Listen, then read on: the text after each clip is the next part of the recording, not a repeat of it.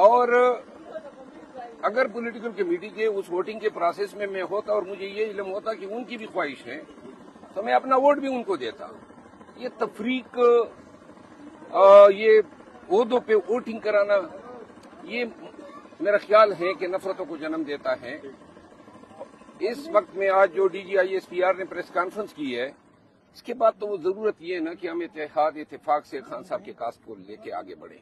میری اپنی تئیں یہی کوشش ہوگی. سر ابھی آپ کی گوہر صاحب سے ملاقات ہوئی ہے تو انہوں نے کو بتایا تھوڑا بہت کہ خان صاحب کی کیا رائے ہے؟ وہ میرے خیال ہے کل میں ملوں گا تو اس کے بعد شاید خان صاحب اپنا فیصلہ پبلک کریں گے.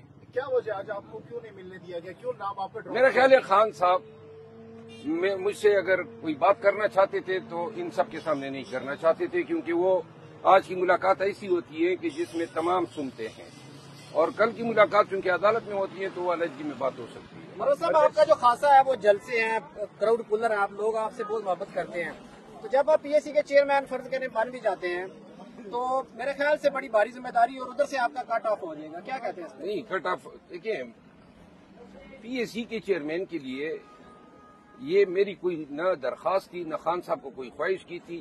بیرسٹر عمیر نیازی صاحب نے اطلاع کی جب وہ ان کے پاس آئے تھے چیئرمین گور صاحب کے ساتھ کہ خان صاحب نے اپوزیشن لیڈر کے لیے عمر ایوب صاحب کا اور پیک کے لیے آپ کا نام دیا ہے.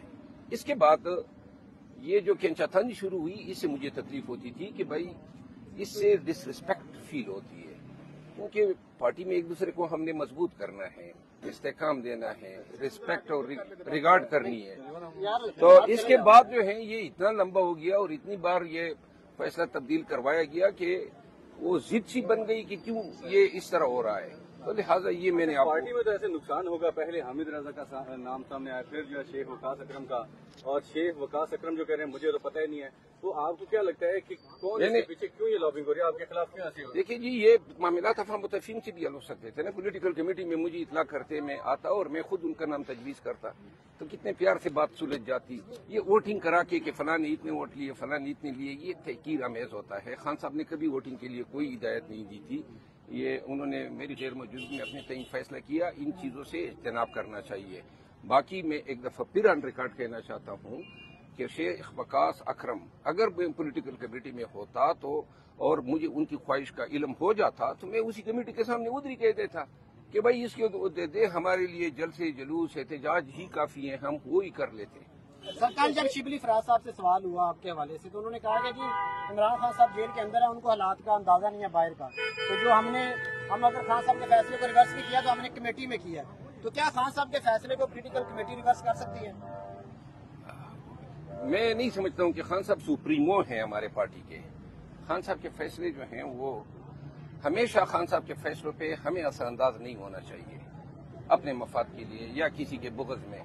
خان صاحب کے فیصلوں کا احترام کیا جانا چاہیے چاہے کسی کے حق میں ہو. پہلے فیصلے ہوئے ہم سب نے احترام کیا، کبھی کسی ایک فیصلے پہ ہم نے ڈسپیوٹ نہیں کیا. اور تمام قیادت سے میں اپیل ہوگی کہ ہم نے دیکھیں ایسی بدنیتیوں کے ساتھ چلنا بڑا دشوار ہوگا، ایک مٹھی بن کے رہنا ہوگا، ہم نے ایک دوسرے کو احترام دینا ہوگا. اس طریقے سے معاملات چلانا، ڈویژن کرنا، لیگ پولنگ کرنا، یہ میرے خیال میں پارٹی کے مفاد میں نہیں. سر کاشف عباسی صاحب کے ساتھ شیخ وقاص اکرم نے گفتگو کرتے ہوئے کہا کہ آپ کے بارے میں بڑے اچھے کلمات کہے. انہوں نے کہا کہ آپ میرے بڑے بھائی ہیں مروت صاحب، اور ساتھ میں انہوں نے یہ بھی کہا کہ مجھے تو پتہ ہی نہیں ہے کہ مجھے پبلک اکاؤنٹس کمیٹی کا جو چیئرمین ہے نامزد کیا ہے، وہ تو لالمی کا اظہار کر رہے ہیں. جس طرح ان کو علم نہیں تھا اس طرح مجھے بھی پتہ نہیں تھا کہ اس دن انہوں نے بلایا ہے اجلاس اور ووٹنگ ہونی ہے. تو لہٰذا اگر سر یہ فیصلہ تو ہونا بھی باقی ہے، اس سے پہلے کوئی ایسا فیصلہ ہے جو خان صاحب نے کوئی اور کیا اور باہر کچھ اور ہوا، تھوڑا سا نہیں. میں دیکھیں اب مزید تنازعات کو میں ہوا نہیں دینا چاہتا ہوں، لیکن ہے صحیح ویسے اس طرح نہیں میں مزید تنازعات کو ہوا نہیں دینا چاہتا ہوں. خان صاحب کی پارٹی ہے، خان صاحب کے فیصلوں کا احترام کیا جانا چاہیے. خان صاحب جس کو جو چیز دیتے ہیں، اگر یہ پبلک اکاؤنٹ کمیٹی شیخ وقاص صاحب کے نام پہ خان صاحب آمین کرتے ہیں، میں پہلا آدمی ہوں کہ میں اس فیصلے کے آگے سر تسلیم خم کرتا ہوں. صرف یہ ہے کہ ایک دوسرے کا احترام کیا جائے. چیئرمین سینٹ کا نام میرا خیال چینج ہوا ہے، کہا یہ جا رہا ہے، اس حوالے سے آپ کیا کہیں گے کہ خان صاحب نے کوئی اور نام دیا تھا برسٹر علی ظفر کا اور باہر جو ہے شبلی فراز کا نام ہے، اس پہ کوئی نہیں. اپوزیشن لیڈر سینٹ کا دیکھیں یہ متنازع باتیں اب پھر کر کے آپ پھر مجھے لڑا رہے ہیں، اس کو چھوڑ دو، ٹھیک ہے نا. Thank you so much. Next लाइमल क्या है? कल से आप लोग कोई तहरीक भी शुरू करने वाले हैं पूरे मुल्क में, परसों भी जलसे जुलूस हैं, क्या हिकमत अमली आप लोगों की, कहाँ से आप लीड करेंगे पीटीआई की? मैं पाकिस्तान तहरीक इंसाफ को आगाह करना चाहता हूँ कि 8 फरवरी तक जितने भी जलसे जुलूस होते थे, एहतजाजी रैलियां होती थी, वो मैं अकेला आदमी था, मैं ही डिसाइड करता था। और खैबर पख्तूनख्वा में अली अमीन खान मेरी मुआवनत किया करते थे, उनका ताउन मुझे रहा। बल्कि वो पंजाब और सिंध में भी बहुत सारे जलसों में उसने मेरे साथ काफी कोऑपरेशन की। चूंकि मैं अकेला था और मैं ही फैसला करता था, तो मुझे एहतजाज में, जलसों में, रैलीज में, कन्वेंशन में कोई तकलीफ नहीं हुआ करती थी। और हमें कहीं भी इजाजत नहीं मिली जलसे जुलूस करने की, हम खुद ही अवामी जोर पे किया करते थे। अब चूंकि क़यादत बाहर आ गई है 8 फरवरी के बाद, तो लिहाजा अब क़यादत जो है वो फैसले करेगी कि जलसा जुलूस क्या होगा। मुझे अगर किसी ने फराइज देने हैं तो मैं लब्बैक कहूंगा, और मेरी कोशिश ये होगी कि मैं अपने फराइज जो हैं वो खान साहब से गाइडलाइन दूं कि खान साहब मेरे लिए एहतजाज में क्या रोल तजवीज़ करते हैं, और मैं उसी रोल को अमीन कहूंगा।